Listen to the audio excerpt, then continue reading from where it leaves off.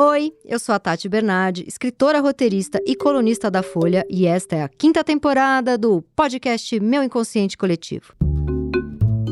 Depois de episódios incríveis sobre literatura, agora eu resolvi trazer para o divã protagonistas inesquecíveis de séries e filmes. E para fazer análise selvagem dessas personalidades, eu convidei psicanalistas maravilhosos que toparam a brincadeira. A graça é que as minhas angústias, misturadas aos dilemas das obras analisadas, provavelmente são o que a sua cabecinha obsessiva sempre quis saber. E hoje eu converso com a psicanalista Clarice Pimentel Paulon, especialista em gestão em saúde pública pela Unicamp, doutora em psicologia clínica pelo IPUSP, professora e supervisora da residência de psiquiatria da Prefeitura de São Paulo e professora universitária. A gente bateu um papo sobre a Fleabag, personagem da Phoebe Waller-Bridge, da série Fleabag da Amazon.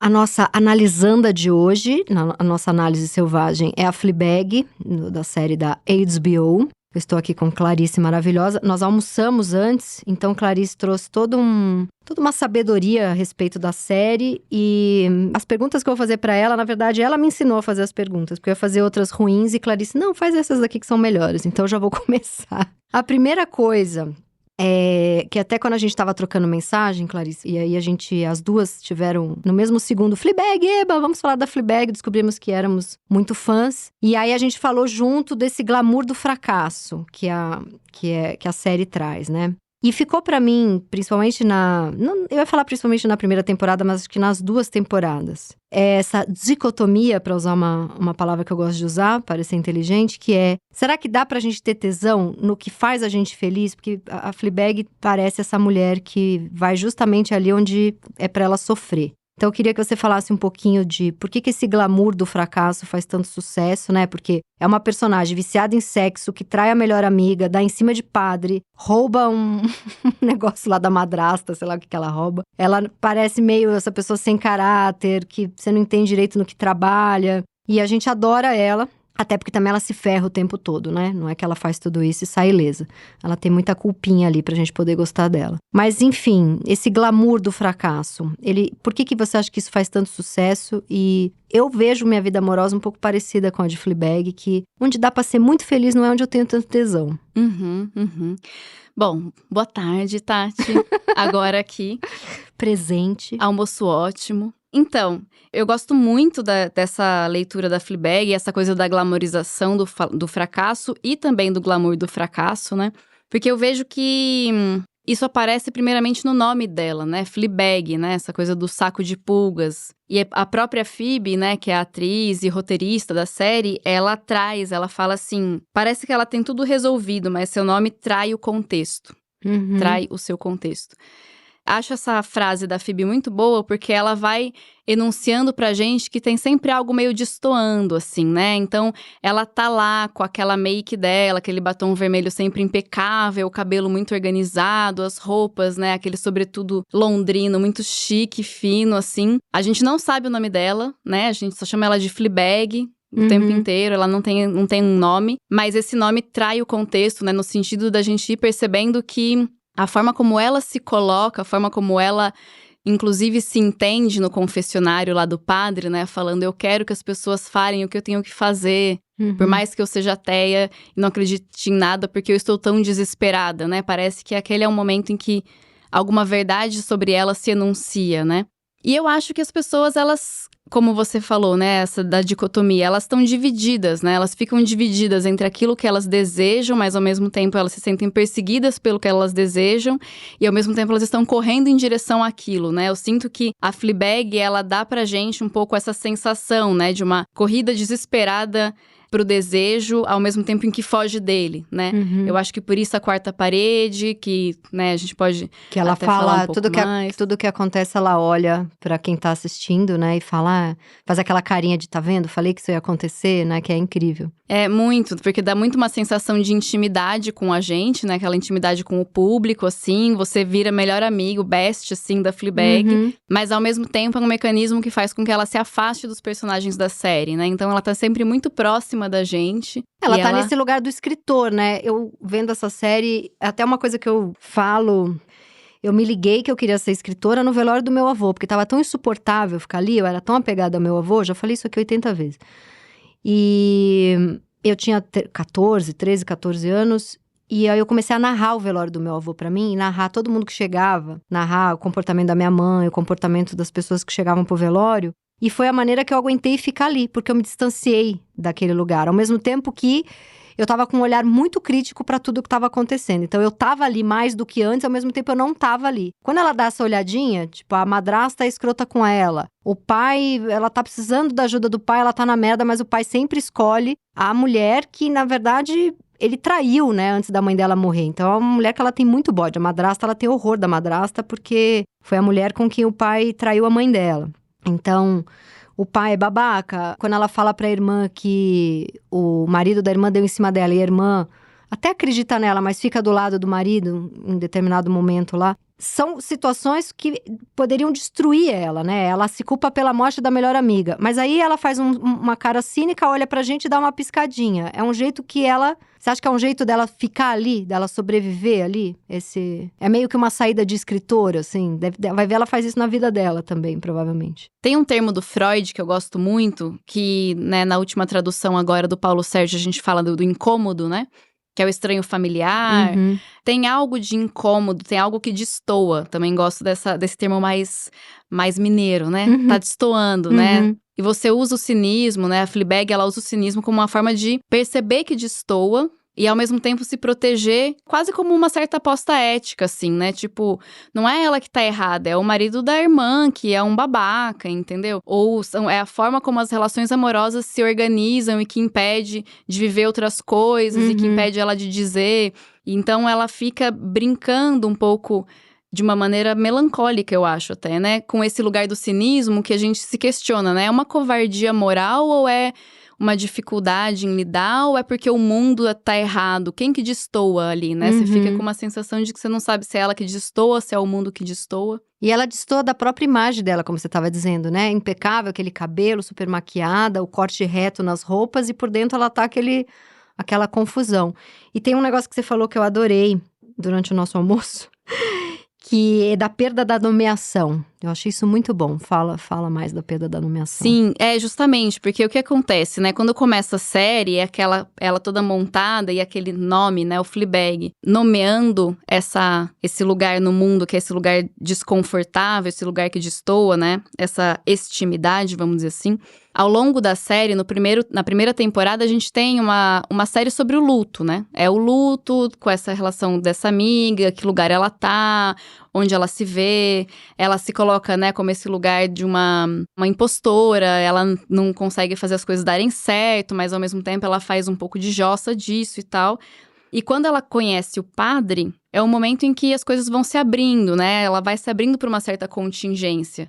Parece que de uma série de luto se torna uma série sobre o amor, assim, né? Esse encontro contingente, o padre vai entrando na quarta parede, né? Então ele percebe quando ela sai de cena. E na primeira temporada é uma cínica que tá controlando o romantismo dela. E na segunda temporada é uma romântica que tá controlando o cinismo, né? Perfeito. Eu senti isso também, mas as duas coisas estão ali o tempo inteiro. E aí, eu acho que quando o padre vai entrando e ela vai... Na verdade, inclusive, depois que ela passa o dia inteiro com ele, né? Tem um episódio da segunda temporada que eles passam o dia inteiro juntos. E depois desse episódio, vai sumindo a quarta parede, né? Cada vez mais ela vai falando menos com o público e ela vai interagindo mais com ele, né? Esse lugar do encontro vai montando uma outra cena que vai costurando para que esse nome caia, né? Então, assim... Ao invés dela fazer como fazia antes, né, de expor o externo de ficar tão dicotômico, né, o externo ruim ou ela ruim e vice-versa, no momento em que eles estão ali no ponto de ônibus. Ele tá meio terminando com ela, ele escolhe Deus, né? Ele escolhe Deus, ela... E ela, puta da vida, pô, perdi para escolha. Deus. Maravilhoso. Mas eles estão terminando e ela olha pra ele, assim, ela olha pra gente. E ela dá tchau, levanta e não quer mais. Nessa quarta parede caiu, o nome dela caiu, né? A nomeação se desfez ali. E quando você diz o nome dela caiu, e você começou dizendo que o nome dela é Fleabag, então É uma autoironia, eu sou aqui um saco de coisas que vocês podem rir da minha cara, né? Eu tô me inferiorizando com esse nome. Quando você diz o nome dela caiu, significa que naquele momento ela não quer rir dela também? Eu acho que, na verdade, naquele momento é como se ela fizesse as pazes com ela, o nome perde o sentido, assim. Eu acho que não impede, ela pode rir dela de outro lugar, assim. Mas eu acho que é quase como se, dentro da análise, né, como se de repente ela entendesse a própria divisão, né? Esse dentro e fora, bom e ruim, se torna algo articulado internamente, dialeticamente. Então ela pode ser Fleabag e ela pode ser outra coisa também, Entendi. né? Essa totalidade do nome cai. Cai o apelido, né? Ela se torna um pouco mais inteira, mais real, né? É muito interessante. Quando ela vai falar com o público, o único personagem que fala com quem você tá falando é ele, né? Que ele entrou. Ela tinha aquela camada de proteção dela e o amor quebra isso, né? Porque ela tinha essas relações que era só sexo. Ninguém entrava ali, né? Ela não se misturava com ninguém. Não, ela tinha aquele primeiro namorado chatíssimo lá, Sim, lembra? sim. Dramático, toda hora. Ela deu um susto nele, ele quase morreu. Essa cena é muito boa. Ela dá um susto nele, ele quase morre. Tipo, a forma que ela interage não é a forma como ele quer, né? Sim. Tipo, ele é um pastel, assim, padronizado, assim, né? Tipo, não, eu quero ter filhos e casar. Só que, assim, ele tá totalmente fechado pra qualquer tipo de relação com a autoridade também, né? Tipo, ele não tá aberto a se relacionar com ela e ela não com ele, assim. Aí depois tem o cara do dente. Tem um cara que é super lindo e que ela fala, ai que saco, ele vai falar que tá apaixonado por mim. Aí é muito boa essa cena, ele fala, eu preciso ter uma conversa séria com você, eu tô apaixonada. Lá ela olha pro público, tá vendo? E ele fala, estou apaixonado por fulana, não posso mais continuar com você. É bom porque assim, ela se coloca nesse lugar de, eu não aguento um homem apaixonado por mim, mas ela sempre cai desse lugar, porque ela tinha expectativa também, é a romântica cínica. Sim. É muito a mulher de hoje, né? Sim, tipo, eu queria tanto, mas agora ele não quer. E aí, quando ele não quer, quando ela percebe quer. que deseja. Eu fiquei pensando nessa coisa do romântica cínica, que a gente também já tinha falado antes, como é a mulher contemporânea. Como essa mulher que tem que sobreviver ao machismo, que tem que sobreviver aos assédios, que tem que ter uma postura um pouco mais fria, não fria, mas uma postura pra sobreviver a ambiente de trabalho, que é uma coisa um pouco mais fechada, porque, enfim, né, eu já trabalhei em agência, já trabalhei em jornal, já trabalhei em editora, né, a gente sabe que você vai tendo um comportamento, às vezes, até meio masculino, assim, pra aguentar esses lugares, né? Que hoje em dia eu tenho medo de usar qualquer desses termos, assim, comportamento masculino. Hoje em dia caiu tudo isso, né? Que bom que caiu. Mas é como eu dizia antes. E então você vai criando uma casca, um cinismo, uma ironia, mas você não deixa de ser a mulher romântica, de pensar, agora vai rolar. Eu acho que ela… Por isso que a gente gosta tanto dela, né? E eu amo que na primeira temporada, acho que no piloto ou no segundo episódio, ela vai com a irmã numa palestra feminista. E aí, a mulher faz alguma pergunta. Quem aqui prefere ter uma bunda dura em vez de militar? Eu não lembro a pergunta que era. Você lembra da pergunta? Eu não lembro da pergunta, mas eu lembro dessa cena junto Ela com levanta a mão. outra cena. A cena da mulher mais velha. Não, eu lembrei dessa também, mas eu lembrei de uma que ela e o padre vão num lugar que tem que ficar em silêncio, todo mundo. Sim. E que ela tá lá com ele em silêncio, que eles estavam esperando, eles ficam em silêncio esperando o Espírito Santo descer em alguém e alguém falar alguma coisa. E aí ela levanta e aí ela fala assim, eu tenho medo de que se eu tivesse peitos maiores, talvez eu não fosse tão feminista. Muito bom isso. Tem essa cena, é muito boa. E tem a cena no, acho que piloto, no segundo episódio, que tá rolando uma palestra ali, até o pai dela que manda ela irmã pra palestra. E a mulher faz algum comentário do tipo, todas aqui são militantes, duvido que alguém aqui trocaria, sei lá, um bom salário, um respeito como feminista por uma bunda mais dura. É como eu guardei, né? Isso, pra psicanálise, é mais importante como eu guardei do que a fala em si. E ela levanta a mão, eu trocaria. Então ela se coloca muito nesse lugar da feminista de merda, que tenta ser, que é, mas que falha o tempo todo. E eu acho isso tão bom, eu acho isso tão… Acho que aproxima, porque às vezes tem um feminismo que é só um feminismo de hashtag, que não aprofunda, né? Que é uma coisa meio feminista de Twitter, assim, e que não sabe rir dos momentos em que falha. Porque o feminismo que falha, ele não deixa de ser uma pessoa com intenção feminista. Mas falha, né? O patriarcado tá dentro da gente, tá tudo… A gente é cagado, né? Nossos filhos vão ser melhores, mas enfim, a gente aprendeu. Então eu acho muito bom essa postura dela de feminista de merda. Eu acho bom pro personagem, assim. Eu acho que fomenta mais as discussões feministas do que se fosse uma coisa só super militante. Não sei como é que você vê isso. Eu acho que é importante sempre furar esses discursos totalizantes, assim, sabe? Tipo, eu acho que toda e qualquer coisa que a gente coloca num lugar de uma certa idolatria, né? Tipo, seja a religião, seja o feminismo, é falho já. Sim. Né? O fato das mulheres hoje em dia no espaço público, né? A gente achar que tem que ocupar espaços a partir de um estereótipo. E até hoje é assim, né? Você estava falando da sua experiência na agência, mas eu acho que isso acontece na academia. Eu acho que isso acontece, por exemplo, entre psicanalistas, acontece muito no lugar de… Psicanalistas mulheres são mais chamadas a pensar a clínica. Psicanalistas homens falam de epistemologia. E acho que na academia isso acontece também em outros espaços, né? E eu acho que ela é essa mulher que ocupa esse espaço meio híbrido pra gente, né? Que é mostrar como no privado, assim, ela… Que é essa quarta parede, né? Ela traz as questões vulneráveis, mas sempre de um jeito a parecer não tão vulnerável, porque ela não pode parecer vulnerável. Porque senão a gente entra num discurso dos hormônios, o quanto, né, nós somos volúveis e tal. Da mulher louca, da mulher louca. sensível, da mulher em busca de um homem, né? Cai em todo esse discurso insuportável que a gente não aguenta mais ver em série. Da mulher que sem um amor não é ninguém. Mas aquilo tá lá, de certa forma, porque aquilo é humano, né? Todo mundo quer amor, todo mundo é vulnerável. Ela briga com essas duas coisas, né? Ela tá… E eu acho que o que é interessante também dessa série, e que tem uma pegada feminista, que eu acho massa, que é… A gente precisa escrever sobre mulheres que não são heroínas.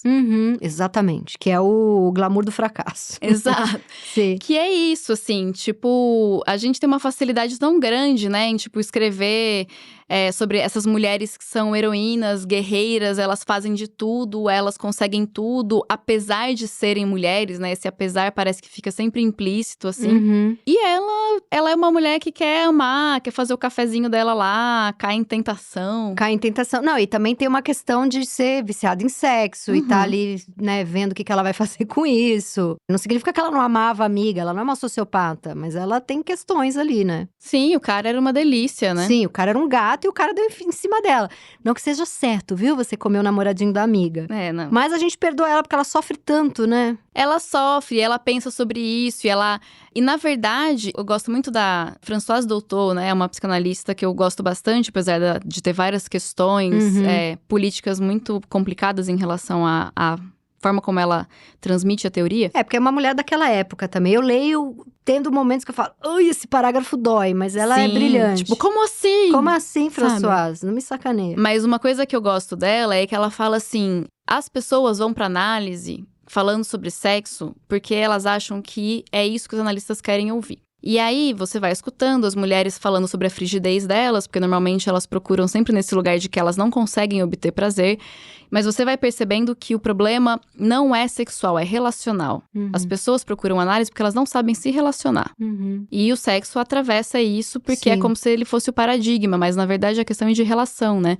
Então, eu fico me perguntando, por exemplo, né, quando a Fleabag fala dessa coisa da adicção, da compulsão dela por sexo, se isso não é, na verdade, um mecanismo de defesa, de evitação de uma relação mais profunda. Sim. Que é o que ela procura com o padre, né? Mas ali com o padre também tem uma coisa… Aí agora vem um momento perigoso da análise.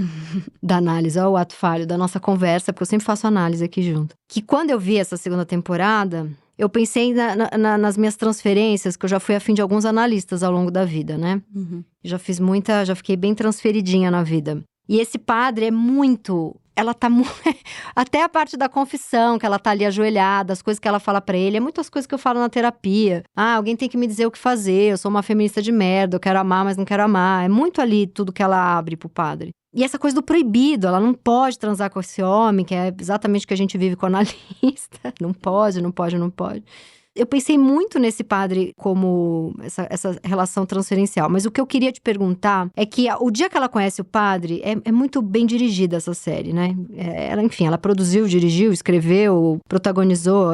Ela e também a Micaela Cohen com I May Destroy, a Lena Dunham com Girls, essa temporada de séries aqui que a gente tá falando, eu escolhi essas mulheres que são showrunners sensacionais, assim, porque acho importante falar delas. Mas é muito bem dirigido, porque ela tá ali na mesa no dia que ela conhece o padre, e ela não tá dando a menor trela. Ela fala, ai, não acredito que meu pai trouxe o padre, é um almoço pro pai contar que vai casar com a madrasta que ela odeia. O padre tá lá, ela acha ele meio mala, ela não dá a mínima pra ele, aí uma hora ela tá fumando lá fora, ele vai pra fumar também. Ele puxa um papo, ela ignora, tipo, o que esse padre tá puxando papo comigo? Ele tá ali tentando conciliar as pessoas, ela tá achando ele chatérrimo, até que ele puxa papo com ela. E ela não dá a menor trela, ele olha pra ela e fala, então foda-se. Quando ele fala, então foda-se, ela olha pra trás e apaixona na hora. E aí a pergunta perigosa, precisa de um pouco de agressividade pra gente ficar afim de alguém? Olha, eu gosto, porque eu acho que agressividade, pra mim, significa atividade, assim, né? Significa se posicionar, assim. Parece que quando ele se posiciona de um lugar que ela não esperava… Porque eu acho que… O que é a paixão? A paixão é você, de alguma maneira… A contingência entrou na sua vida, você não percebeu. Você tá naquele lugar como ela. Explica pro nosso maravilhoso público o que é a contingência. O acaso, né? O acaso, aquela coisa que de repente, tipo, o que precisa para um encontro amoroso acontecer? Precisa de contingência, precisa do acaso. É uma coisa clichê, meio piegas, mas eu acho que é importante frisar, né? Porque a gente vive a vida como ela, né? Vivendo, né? Ali num certo controle narrativo, né? De que ela conta, ela roteiriza, ela vai olhando… Ela aponta o dedo, ela tira sarro dela antes do que os outros possam tirar, ela se critica e se culpa antes, né? E extremamente controladora. Né? Tipo, ela sabe o que vai acontecer, ela entende, e aí ela vai fazendo aqueles avisos com a gente de que, tipo assim, olha só o que tá acontecendo, é justamente aquilo que eu tava pensando, né? E aí, de repente, quando algo surge e que a gente pode chamar de agressividade, eu acho que faz parte. E agressividade não é violência, né? Sim. Eu acho que por isso a preocupação com a pergunta. Sim. Mas quando ela vê que algo destoa, não orna com aquilo que ela tava roteirizando… É quase como se ela fosse convocada a viver de outro lugar. E nisso surge a paixão, isso é muito né? apaixonante, né? Nossa, demais, né? Muito. E é muito doido, porque a gente tá assistindo e é o primeiro momento em que a gente acha ele gato. Porque a gente tá ignorando o fato de que ele é muito gato. Ele é um cara lá na mesa, tá cheio de gente na mesa. Quando ele fala, então foda-se, você fala, caramba, é um padre fumando falando, então foda-se. Aí você olha e fala, que padre gato. Porque acontece isso com a gente tá crente que tá no controle do episódio, é mais um cara que não vai dar em nada, que ela vai comer e jogar fora. E aí você fala, eita, ferrou, ela vai se apaixonar. Acontece a mesma coisa, a gente se apaixona junto, né? Sim. Porque essa pergunta é perigosa, mas eu também acho que grandes mudanças acontecem se tem alguma agressividade. Eu não sei se a agressividade é a pergunta, né? Até recentemente, quando eu me separei, eu tive essa conversa, assim, com meu ex-marido. Ele falou, poxa, mas a gente podia ter se separado sem brigar. Daí eu falei, mas não ia, daí a gente não ia se separar, né? Não foi já tá tudo bem, somos amigos, mas teve uma briga no final, né? Eu fico achando que precisou uma força de romper, assim como precisa uma força de romper pra acabar e uma força de romper pra começar. Que a agressividade, ela leva a gente, ela transforma, né? Você precisa de um impulso ou pra manter uma posição, sustentar uma posição, ou pra ir pra outra, né? Eu acho que na análise também se trata muito disso, né? Quando a gente fala do corte lacaniano, por exemplo, né? Ele tem um pouco desse lugar, que é de sustentar uma posição que ou vai te fazer balançar, girar, ou vai sustentar uma decisão que você tomou. Eu acho que o amor tem muito disso, né? O amor, as relações, né? Elas precisam de um espaço de agressividade, assim, né? De atividade nesse sentido. Sim, muito bom. E aí, Clarice, que é maravilhosa, ela trouxe um trecho que é o trecho mais bonito do Fleabag, que é uma conversa que ela tem com uma empresária, que ela tá encantada, uma mulher linda, ela até tenta agarrar a mulher. Inclusive a mulher é o fora mais elegante. Fora mais elegante que eu já vi. de todas as séries, da história das séries. É muito bom. É muito bom. Mas esse trecho é um trecho que eu até transcrevi aqui, e eu vou ler pra vocês pra gente conversar sobre isso. Mulheres nascem com dor, é o nosso destino físico. Homens não. Eles precisam procurá-la. Inventam deuses e demônios só para se sentirem culpados, que é algo que nós também fazemos por conta própria. Então criam guerras para que possam sentir coisas e se tocarem, e quando não há guerras, eles podem jogar rugby. Nós temos tudo isso acontecendo aqui dentro. Temos dor em um ciclo por anos e anos, e quando você sente que está fazendo as pazes com isso, a menopausa chega, e aí é a coisa mais maravilhosa do mundo. Seu assoalho pélvico cai, você fica se sentindo uma gostosa, e ninguém liga, e então você está livre. Não mais uma escrava, não mais uma máquina com peças, só uma pessoa nos negócios. Algo para se ansiar. Nossa, que forte, que bonito. Então, eu achei, né, por isso que eu lembrei, Intenso, assim, lindo. muito intenso. Sim. E é quase como esse lugar de… Ela estava florescendo e ela estava, né, Sim. murchando, assim. Sim. Mas que é muito uma leitura que a gente pode fazer em relação à forma como as mulheres são vistas no mercado de trabalho, né? Porque no fim das contas, parece que pra você ser visto como alguém competitivo no mercado de trabalho, você tem que ser menos mulher, né? Que é o que essa mulher aqui está Sim, falando no sim. Fleabag, né? Tipo, você só é uma pessoa no meio dos negócios, né? Você deixa de ser… Mas é tão bonito isso que você tá falando, porque eu acabei de falar isso, né? Com medo, porque hoje em dia o comportamento feminino, o comportamento masculino tá caindo em desuso, né? E acho importante que caia. Mas isso é tão bonito, porque aí quando ela se apaixona pelo padre, tem uma coisa nela que é muito menininha, né? Sim. E que ela deixa a gente ver. E é muito bonito, porque não tem problema nenhum, né? Assim como ele fica… Quando ela vai ver a missa dele, ele vê que ela tá lá, ele vira um menininho também, né? Ele leva ela lá e fala, eu vou pegar uma bebida. E aí derruba as coisas, e aí… Isso é tão bonito, né? Como eles caem desse lugar de poder, quando eles se apaixonam. Não, muito, porque no discurso que ele faz no casamento dos pais, né, do pai dela com a madrasta, né? Ele fala algo do tipo, ser romântico requer muita esperança. É lindo. E que ele fala que o amor dói tanto, tanto, tanto que você precisa de alguém pra estar junto. Pra te ajudar. Porque… Pra te ajudar nessa travessia desgraçada. Você como psicanalista, você reviu agora a série, eu também revi. Essa família cagada que ela tem, né? A madrasta passiva-agressiva, que eu acho uma grande personagem. Você acha que esse comportamento dela, mais cínico, mais irônico, foi um jeito de sobreviver a essa família? O que você viu nesse comportamento da família que você acha que explicaria o jeito dela? eu acho que de alguma forma, né, a gente cria teorias pra tentar explicar as coisas, mas a gente tem que sempre lembrar que elas são ideais, né? Então, nesse sentido, toda família destoa, toda família é desviante em relação às teorias, né? E eu fico pensando que, assim, o que eu vi na série, tanto agora quanto quando eu assisti da primeira vez, é que tem uma tentativa de fazer laço do pai, que é totalmente torta, né? Paga as palestras lá pra elas e tal. Mas que tem uma coisa genuína de tentar fazer um laço. Eu acho que tem essa madrasta, na verdade, né? Que fica o tempo inteiro caçoando, porque tem uma questão com a mãe da Fleabag, que ela não consegue superar, né? Ela veio depois e ela nunca vai substituir, então ela entra nesse lugar. Mas o pai falou uma coisa pra Fleabag no dia do casamento dele, que ele fala assim, eu acho que você sabe amar melhor do que qualquer outra pessoa, é por isso que acha tudo tão doloroso. É muito linda essa frase. E eu acho que a gente vai criando comportamentos pra evitar, na verdade, essas dores, né? Mas o que eu vejo na Fleabag, na verdade, é que ela é uma defesa falha no bom sentido, né? Quando ela vai pra analista dela lá, e ela fica tentando fazer a analista dela dar risada, e a analista não ri. Sim, essa é a minha vida. Eu tô há 20 anos tentando fazer todos os meus analistas darem risada.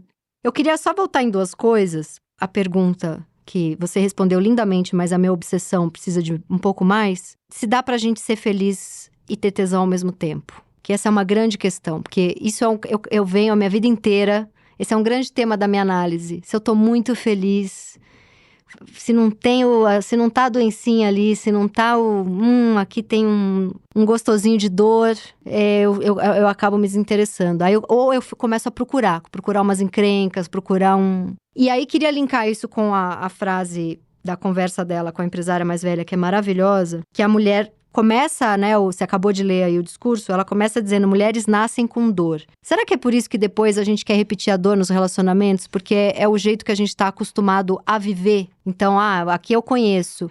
Vai ter a cólica, depois vai ter o parto, as contrações do parto, a gravidez, né, não para todo mundo, mas a minha gravidez foi com bastante tudo, né, os 9 meses, ou eu tava vomitando, ou eu tava com um pé na minha clavícula, ou eu tava com uma azia horrível, eu tava com diarreia, eu tava com enxaqueca. E eu venho de uma linhagem de mulheres incríveis e histéricas, minha avó, minha mãe, que são… A minha avó não reclamava de dor não, mas a minha mãe tem muita dor. Fibromialgia, artrite reumatosa, tudo que pode dar dor, minha mãe teve. Minha mãe teve muita pedra no rim. Assim, acho que eu não fiquei uma semana sem ver minha mãe sentindo dor. E eu tô sempre com alguma coisa que tá doendo, sabe? Então esse começo desse discurso dessa empresária me pega muito. Mulheres nascem com dor. E eu queria que você falasse um pouco se por isso que quando a relação tá tudo bem, a gente talvez desconecte um pouco. Uhum. Sabe que você falando, eu fiquei lembrando não, né? Pensando assim, nossa, será que a gente coloca as nossas relações no mesmo ciclo mensal de dores, né? Tipo, que a gente tem, assim, porque às vezes eu sinto como mulher que eu acho que eu faço um pouco isso, assim, né? Aqueles picos, período fértil, tá tudo ótimo, Sim. forte, maravilhosa, perfeita, a relação está tudo ótimo e de repente Começa a ter pequenas coisas que problema, não incomodariam em outra semana já vai incomodar. já vão incomodar. Isso é muito bom. E eu acho que tem algo… Isso não é machista, né? Não, Se o homem falar, ih, tá de TPM, é machista. Mas a gente falar que tá tudo bem. Não, é porque eu acho que a gente pensar que, tipo, a gente vai aprendendo a lidar, né? Tipo, não é só… É muito louco, na verdade, o quanto que toda essa organização, inclusive comportamental que a gente faz, né? Calendário lunar, ficar anotando, tentando… É uma forma da gente conseguir organizar essa nossa relação com a dor, que na verdade é uma relação que não cabe no mundo. Se ela coubesse num funcionamento social, né? Que isso fosse, de fato, construído coletivamente, a gente não teria por que ficar encaixando a dor, né? Sim. Se de alguma forma isso fizesse parte do funcionamento social, e aí recalca, né? tanto que vem um demônio, de repente, né? Eu acho, assim, mas eu… Eu acho que a saída da menstruação é um pouco um negócio que eu recalquei o mês inteiro ali. Aí vem o rompimento da barragem, sabe? Eu sempre penso, quando eu lembro assim… Freud Básico 1, eu no SEDS lá fazendo conflito e sintoma, a aula que fala disso, né, desse rompimento da barragem, do que recalcamos, a primeira imagem que veio pra mim era da minha menstruação descendo, até porque o primeiro dia da minha menstruação é avalanche, assim, é uma coisa, e é onde eu sinto que… Sabe, tanto que eu vejo pessoas que não menstruam, que tomaram remédio, que, né, optaram, tinha muita enxaqueca, ficava muito inchada. Eu tenho amigas que não menstruam mais porque fizeram o tratamento pra parar de menstruar. E eu penso, onde que vai sair? Eu preciso que saia esse negócio. Sim. É o dia, e geralmente é um dia que eu tiro pra ficar quieta, porque eu sei que eu vou matar uma pessoa, sabe? E vem uma enxaqueca horrível, uma dor na lombar horrível, e no dia seguinte eu tô uma poliana… Porque liberei coisa de um mês ali, né? Eu fico com essa sensação de que existe sim não, né? É a minha experiência pessoal também, mas essa coisa desse ciclo de dor, né? E que eu acho que, na verdade, é uma diferença de que as mulheres, elas conseguem experienciar o corpo de um lugar que os homens não alcançam. Não. E eu acho que isso também é um pouco a fala dessa senhora mais velha aqui, dessa mulher falando, né? Que como eles não têm essa dor cíclica, eles procuram fora, né? Procuram em guerras e jogam rugby e tal, né? Mas eu acho que tem um lugar de você saber do seu corpo, né? Tipo, esse mês eu tive mais cólica, esse mês eu tive mais sei quê. Parece que você fica… A gente sente o corpo, a gente é lembrada que tem um corpo o tempo inteiro. Exato. E faz com que a gente saia do lugar do universal, faz com que a gente consiga ter experiências mais cotidianas e presentes, assim, sabe? Então, eu acho que a dor é uma forma, pode ser ruim, mas é uma forma de apresentar presença, né? Então, eu sinto que às vezes, quando a gente reclama a presença, vamos dizer assim, né? Nos nossos ciclos de dor, talvez a gente esteja só falando do presente, assim, isso está acontecendo, né? Ou essa é uma questão. Depois pode não ser, porque é um ciclo, entendeu? Sim, sim. Mas eu acho que existe um lugar da vida, né, mesmo. E aí, lembrando da sua outra pergunta também, né, da coisa da felicidade e do tesão, assim, eu acho que pra existir encontro tem que desencontrar. Então, não tem como tudo ficar encontrado o tempo inteiro, porque isso é morto, né? Sim. Tipo, é estático. Sim, é linha reta, linha do parou o coração. Então tem que ter desencontro pra poder encontrar. Então, eu acho que não há possibilidade de uma felicidade plena. Pelo Freud não há possibilidade e pela humanidade não há possibilidade, porque senão não ia ter encontro. Não ia ter encontro, não vai ter vida, né? Sim. Ao longo de minha vida amorosa, eu lembro várias situações em que, depois de uma briga, o cara falava, bom, agora temos que terminar. E eu pensava, mas agora que vai ficar bom? A gente acabou de ter uma discussão, eu coloquei várias coisas aqui na mesa que você discordou, é agora que vai ficar bom. Aí a pessoa, putz, não deu certo. Aí, bom, entra toda aquela coisa machista da mulher que se coloca, da mulher que traz problema, né? Tem uma coisa que eu ouvi a vida inteira, já que a Fleabag é a nossa super personagem que representa a mulher tentando amar no mundo de hoje. Eu lembro muito, assim, do quanto eu ouvi ao longo da minha vida, putz, eu quero uma mulher mais leve. Isso é um clássico, não sei se você já ouviu ou se você deve ter pacientes que já ouviram e trouxeram isso pra você. Pacientes mulheres, né? Mas isso eu ouvi muito, assim, eu lembro de um namorado que terminou comigo dizendo, olha, o que eu procuro mesmo num relacionamento é como se eu tivesse... Eu não quero pensar que eu tô casada, eu quero pensar que eu tô num spa. Eu nunca esqueci isso. Eu juro que eu levei um fora de um cara que falou pra mim, eu quero estar num spa. Com você, eu sinto que eu tô no reality show No Limite. E eu queria sentir que eu tô num spa. E aí eu lembro que na época eu pensei, bom, eu não quero causar um no limite na vida de alguém, eu preciso amadurecer, vou pra terapia. Mas também spa, ele que faça a terapia dele, porque... Puta coisa chata, né? Na verdade é o cara machista que quer ter todos os desafios na empresa e quer chegar em casa, a mulher massageia o pé dele e fala amém. Né? Ele quer o que for pra ser desafiado é com outros homens no trabalho. E no relacionamento ele quer só uma mulher que diga amém. E é impressionante como dos meus 20 aos 30, a quantidade de homem que eu conheci com essa perspectiva de amor, não estamos falando do século XIX, estamos falando da minha vida amorosa há 10 anos atrás, é surreal. E hoje em dia, finalmente entrei pra uma bolha de pessoas mais interessantes, eu nunca mais ouvi isso, né? Até porque eu trabalhava com publicidade, hoje em dia eu conheço jornalistas, escritores, psicanalistas, são pessoas um pouco melhores do que os publicitários. Mas esse era um clássico, né? De um homem que queria a mulher spa. Isso é muito surreal, né? Não, é bizarro, assim. E assim, né, não foi um fora, foi um livramento, né? Foi um livramento. Porque, sabe? Minha nossa, assim... Eu gosto muito desse mote, assim, que você colocou, né? A mulher tentando amar no mundo de hoje, né? O que é isso? E a forma como a gente vai tendo que construir relações que se constroem de uma maneira mais ou menos cínica, né? Que é esse lugar de, tentar evitar, fazer o joguinho, mas também isso impede a gente de se envolver, ao mesmo tempo que impede o outro de se envolver com a gente, né? Uhum. Então, acho que entra um pouco nesse lugar, assim. É o brincar de não... Tentar se relacionar brincando da não relação. Isso é tão cansativo. Fiz muito na vida. Eu não tô aqui porque, na verdade, eu quero que você perceba que eu tô aqui. É muito chato. É muito cansativo. Eu lembro que casada eu pensava, eu não vou sair daqui não, porque vai ter que começar todo esse negócio de novo. Aliás, você como lacaniana, é uma pergunta que eu quero te fazer, né? Lacaniana com... Como é que você falou durante o almoço? Lacaniana com... Não dogmática. Não dogmática. Achei isso maravilhoso. Mas o Lacan tem aquela frase do... É preciso a falta, né? Uhum. Toda hora, não existe a mulher, não existe o sexo, não existe o relacionamento, não existe nada, né? Só o homem que existe. Só o homem que existe. E é preciso... Eu tenho um ex-namorado lacaniano, obviamente... Homem, né? Vamos falar de um homem, né? Porque, enfim, vai julgar o comportamento da mulher, tem que ser homem. Que falava pra mim, eu preciso da falta, eu preciso da falta. Aí eu sumia 3 dias, ele... Como assim você some? Eu falava, o inferno, você não é lacaniano, falou que precisava da falta? Mas enfim, você como lacaniana, precisa da falta mesmo? O que é isso que precisa da falta? As pessoas colocam a falta no lugar de uma ausência ou de uma frustração, né? Tipo, eu acho que a verdade é que eu gosto de pensar a falta no lugar da metonímia, né? Que é esse lugar daquela figura de linguagem aí que o Lacan também adora usar, Sim. né? Que é que você precisa de outra coisa, e depois outra coisa, e depois outra coisa. Eu acho que é muito mais interessante ver a falta nesse lugar de que as coisas não se completam e por isso elas estão sempre meio que se encontrando desencontradas, né?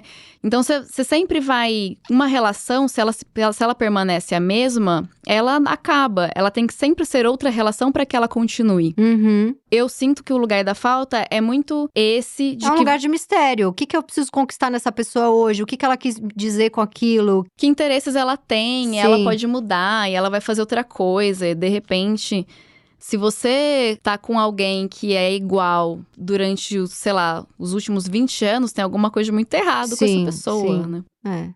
É tudo, na verdade, a gente aguenta o que não é chato, é só isso. É todo o resumo Exato. É todo o resumo de Lacan. Se não for chato, a gente fica. A gente fica. E se tiver uma pitadinha de erótico, né? Porque, né, eu acho, por exemplo, na Fleabag, esses momentos com o padre, assim, na igreja. É super erótico. Nossa, muito erótico. Muito, muito. Eu fiquei louca. Eu vi os episódios com o padre, eu vi 14 vezes cada um. Aquele canto gregoriano, e ela no confessionário, e ela ajoelhando. Eu já imaginei ali uma cena. Vai rolar. Aquela cena. Não, essa cena que ela ajoelha e se confessa, eu falei, é agora. É agora. Vai rolar, é agora mesmo. E é muito boa a cena que ele vai na casa dela, eles estão conversando e ela olha pra ele e fala, a gente vai transar, né? Ele fala, não vai. Aí ela olha pra câmera e fala, a gente vai transar muito.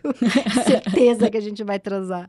Clarice, amei. Tem mais alguma coisa que você anotou que você acha legal falar da série? Eu acho que não. Eu acho que… Eu diria, assim, que a série… Enfim, que é uma série pra ver e rever, assim. E que eu acho que ela traz um pouco esse movimento da vida, né? Que é esse movimento do luto e do encontro do amor. O luto e o encontro do amor, né? E que para as coisas renascerem, elas precisam ter sido concluídas. Para que a gente entre em outro lugar, as nomeações caiam, né? É quase uma série processo de análise, assim. Eu gostei muito, assim. Muito bom. Arrasou, Clarice. Muito obrigada. Este foi o Meu Inconsciente Coletivo, o podcast para onde a sua neurose sempre vai querer voltar. Eu sou a Tati Bernardi e a edição de som é da Zamundo Studio. Os episódios do Meu Inconsciente Coletivo são publicados toda sexta-feira de manhã nos principais agregadores de podcast. Escute o seu inconsciente e siga a gente para não perder nenhum programa. Até semana que vem!